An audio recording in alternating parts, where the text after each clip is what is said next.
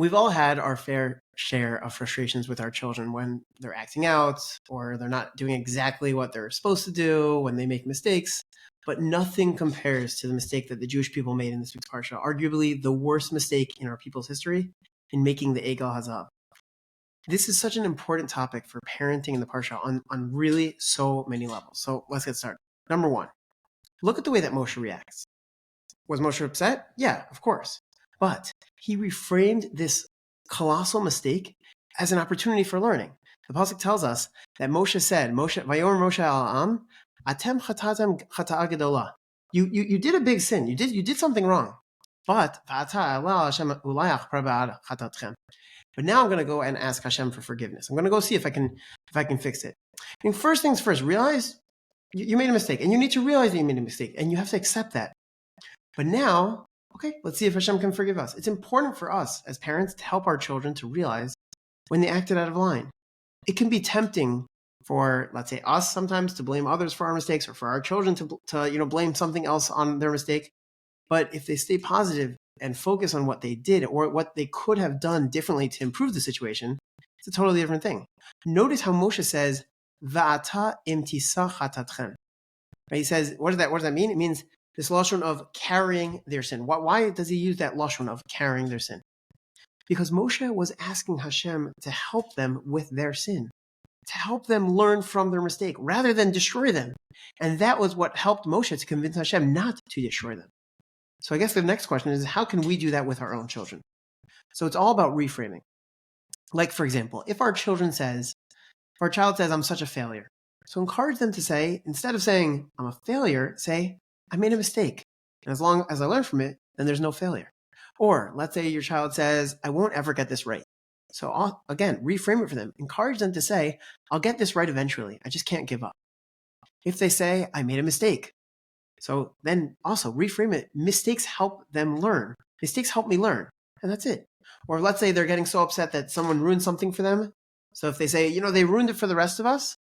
So then again, point out to them, it's not about anyone else. It's actually up to you how you handle this. And get them to actually say that. It's up to me about how I handle this. This is how we can also, so to speak, carry our children's mistakes with them, the same way that Hashem did that with us. It's also really important to teach our children the importance of being forgiving. The way that Hashem chose to go along with Moshe and to forgive us even when he was so incredibly upset. There was once a girl who was having a normal day, just like any other day. She got home from school, she was doing her homework, and she loved this particular class that she was doing homework for. It was her values class. And what they were learning about at that time was how it's important to be forgiving to people. And she was in this, she was doing her homework, and she was in a new school. She had just started the new school a couple months before, and she was so happy in this school. Not really necessarily because she loved school, but because she got away from this old girl named Rose, who used to be extremely, extremely mean to her. And she would always get other kids to put her down for literally no reason. And she even once convinced all of the children in that, all of her classmates to not go to her birthday party. Can you imagine that? Can you imagine showing up to your birthday party, walking downstairs to no one? That's what happened to this girl named Judy. And she was so excited to be away from Rose, and fun. So she came home from school, she's doing this homework, and all of a sudden, the doorbell rang. She goes to open the door, and she could not believe what her eyes were seeing. There, standing in front of her, was this girl, Rose. What was she doing there? Was she going to just, make fun of her again? Was this all a practical joke? What was she going to do to her now? That's what Judy was thinking. Rose saw that Judy was a little surprised. She was a little taken aback to see her. And she said, "Judy, I'm sure you're so surprised to see me. I'm really here just to apologize." And Judy, I don't understand. She was wondering herself, is this a joke? Are there a group of kids behind her that are going to jump out behind the bushes, laughing at my face? She said, "No way I'm going to fall for this." But she could tell that Rose, there was something different about her. The way she looked really sincere. So she gave her a chance to explain. And Rose went on to explain that ever since Judy left the school, everything became so different. There were these new kids who came in and took over, and Rose ended up starting to be on the receiving end of that torture that she used to give to Judy. And she said to her, "It made me realize how terrible I treated you. And I got the feeling that the way that, if I don't make up for the way that I treated you, then it's never going to stop happening to me either. So Judy thought to herself, she might be telling the truth, but I really don't care. She has the nerve to think that she can make up for years with just one apology? Absolutely not. And Judy says to her, you should have thought that back then. And she slammed the door in her face. She walked back to her table. She went back to her homework that she was doing from her values class.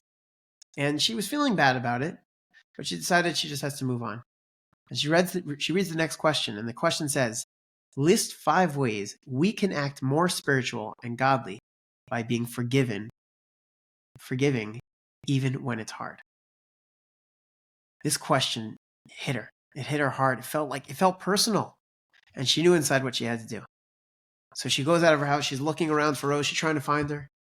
And all of a sudden, she runs and she realizes that she's probably at the bus stop. She runs and she sees Rose getting onto the bus. And she says, Rose, wait. I thought about it. And I do forgive you.